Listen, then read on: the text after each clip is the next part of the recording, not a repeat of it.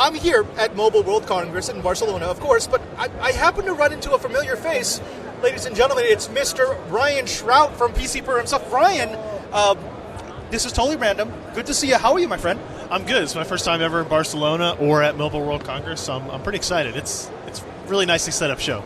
It really is, and I got to say, it's a different feel than CES. It's a little bit smaller. It's not as expansive, but it is much more focused, and it seems that everyone here understands that this is a mobile show. So far, I haven't seen everything, but so far, there's nothing here that doesn't deserve to be here. At CES, there's dozens of things. It's like, why are you, that's not really necessary. But here, you got all the major players. They're all close together, and it's been pretty nice. We got to talk about the tech that we've seen. Of course, it is day one, but you were here for the press day. I'd say that of the buzz, Samsung has garnered the lion's share. I mean, it's not the best thing at the show by far, but they do have some of the fanciest gear. What did you see at the press conference? For me, I think I like to see Samsung go back to some of the things that people wanted, the SD card, removable battery, all that type of thing. And for me, that's the biggest change. LG went back to a removable battery as well, even with like a metal body. The emphasis on VR is interesting.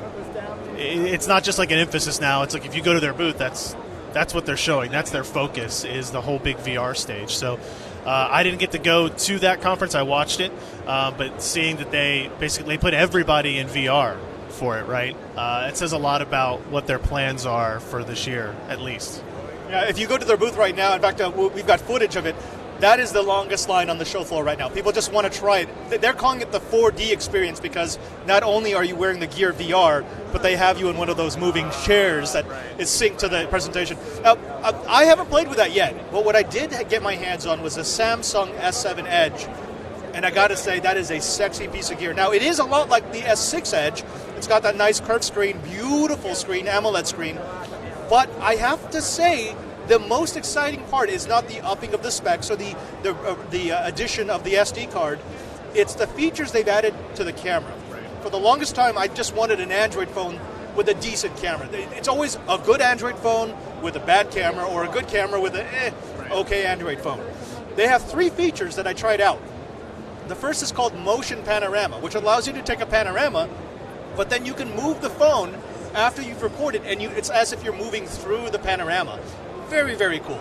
They have another one called Wide Selfie for the selfie fans out there, which allows you to rotate the phone to take a larger frame rather than trying to get everyone into the same frame. Okay. And the last bit, and this was one of those that I didn't realize how cool it would be until I used it, was a new hyperlapse feature, which will only take frames if something has changed in the frame. So it's like time-lapse, but much more efficient. I got to say, that's got me excited. Yeah, those are all really good ideas.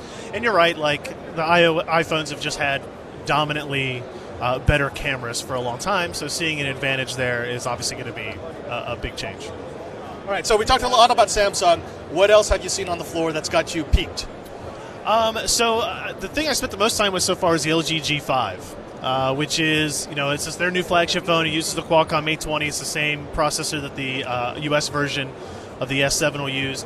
But it has that modular design to it. I don't know if you've seen that yet, where like the battery, it's not just a replaceable battery, so it's a metal body, but the whole, like the bottom half inch pops out with the battery attachment on there. And then you can swap in a DAC or a camera grip. And the camera grip adds another 1,200 milliamps of battery, but it also gives you like something meaty to hold on to when you're taking photos. Dedicated video record, shutter button, zoom, scroll wheel type thing on it. It's a really interesting idea, but I'm not sure how many users, especially in the US, are going to be willing to adopt kind of those add-ons to carry around with you. Maybe more popular in other areas, but in the US, I question its usefulness. And also, just the mechanics of it, right? How long till it wears out? You're sacrificing some moisture or some waterproofness or resistance with it too, because you have this new seam in the whole body of it.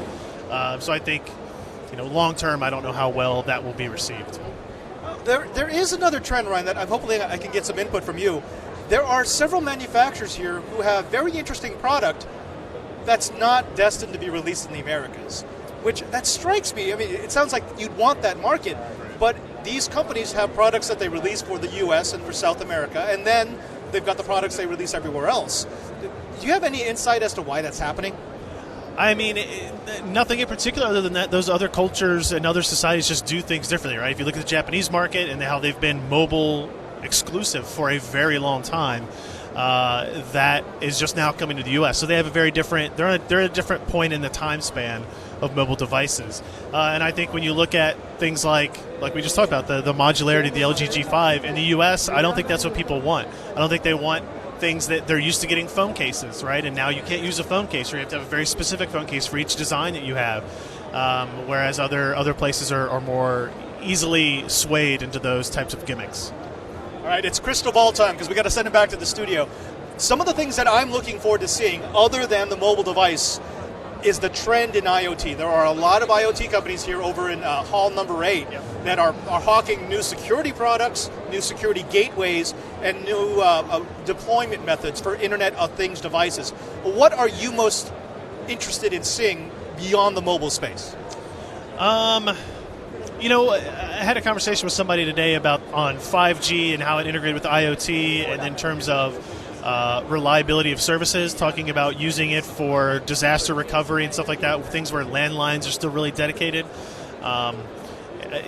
Things like you could actually have a car that is only connected through Wi-Fi, doesn't have like as dominant of or as high performance kind of local processor for it, but because of high reliability of 5G and what it could do for IoT devices, that may be a feasible solution. I don't know if I trust the idea of my car only, going into a dead zone and suddenly your car not being able to understand how to drive anymore, so I'll let somebody else prove it out first. But I think some of the ultra high reliability changes to it are going to be interesting.